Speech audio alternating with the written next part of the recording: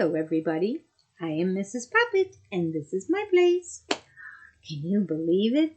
Today we're going to read the final part of The Snow Queen, and we'll get to see how this whole story ends.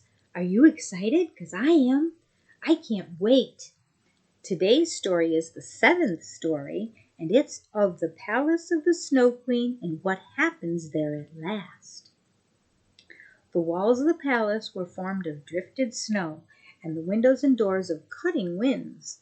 There were more than 100 rooms in it, all as if they'd been formed with snow blown together. The largest room extended for several miles. They were all lighted up with the vivid light of the aurora, the northern lights. And they were so large and empty, so icy cold and glittering. There were no amusements here. Not even a little bear ball, when the storm might have been the music, and the bears could have danced on their hind legs and shown their good manners.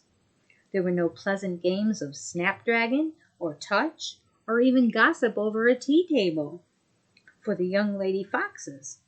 Empty, vast, and cold were the halls of the Snow Queen. The flickering flame of the northern lights could be plainly seen, whether they rose high or low in the heavens, from every part of the castle. In the midst of its empty, endless halls of snow was a frozen lake, broken on its surface into 1,000 forms. Each resembled another, being in itself as perfect a work of art. And in the center of this lake sat the Snow Queen when she was at home. She called the lake the Mirror of Reason, and said that it was the best, and indeed the only one in the world. Little Kay was quite blue with cold. Indeed, he was almost black, but he did not feel it, for the Snow Queen had kissed away the icy shiverings, and his heart was already a lump of ice. He dragged some sharp flat pieces of the ice to and fro, and placed them together in all kinds of positions, as if he wished to make something out of them, just as we try to form various figures with little tablets of wood, in which we call a Chinese puzzle. Kay's fingers were very artistic. It was an icy game of reason at which he played, and in his eyes the figures were very remarkable, and of the highest importance, this opinion owing to the piece of glass that was still sticking in his eye. He composed many complete figures, forming different words, but there was one word he could never manage to form, although he wished for it very much. It was the word eternity. The Snow Queen had said to him, "When you can find out this, you shall be your own master. I will give you the whole world and a new pair of skates." But he could not accomplish it. "Now I must hasten away to warmer countries," said the Snow Queen. "I will go and look into the black craters of the top of the burning mountains, Etna and Vesuvius, as they are called. I shall make them look quite white, which will be good for them, and for the lemons and for the grapes." And away flew the Snow Queen, leaving little Kay quite alone in the great hall, which was so many miles in length. So he sat and looked at his pieces of ice, and was thinking so deeply, and sat so still, that anyone might have supposed he was frozen. Just at this moment it happened that little Gerda came through the great door of the castle.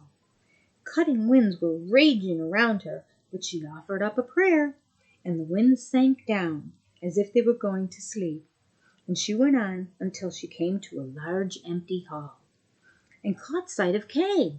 She knew him directly, and she flew to him and threw her arms around his neck and held him fast, while she exclaimed, "Kay, dear little Kay, I have found you at last." But he sat quite still, stiff and cold.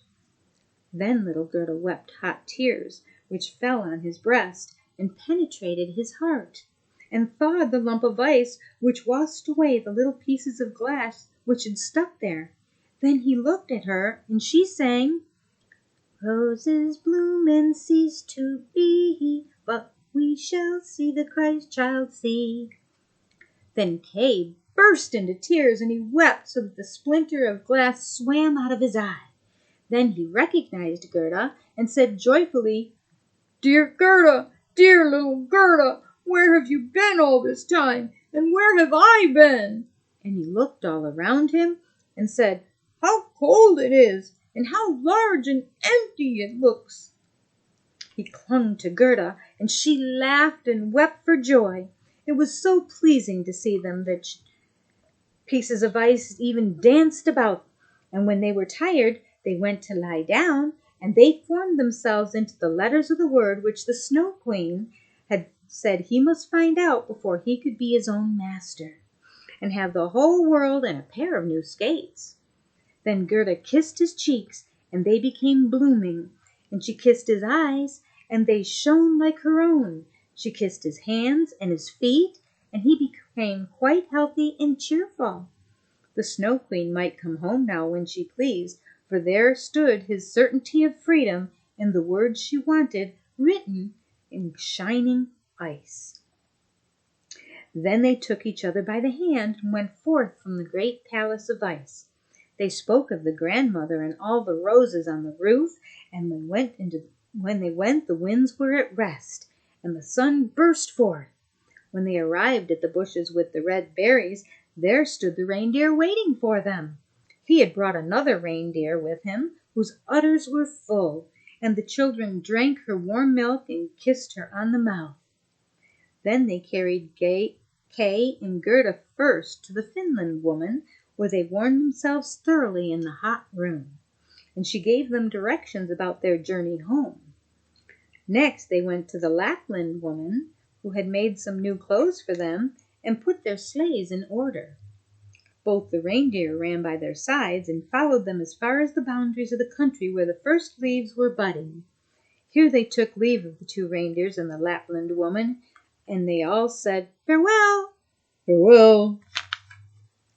Then the birds began to twitter, and the forest too was full of young leaves, out of which came a beautiful horse, which Gerda remembered, for it was the one that had drawn the golden coach.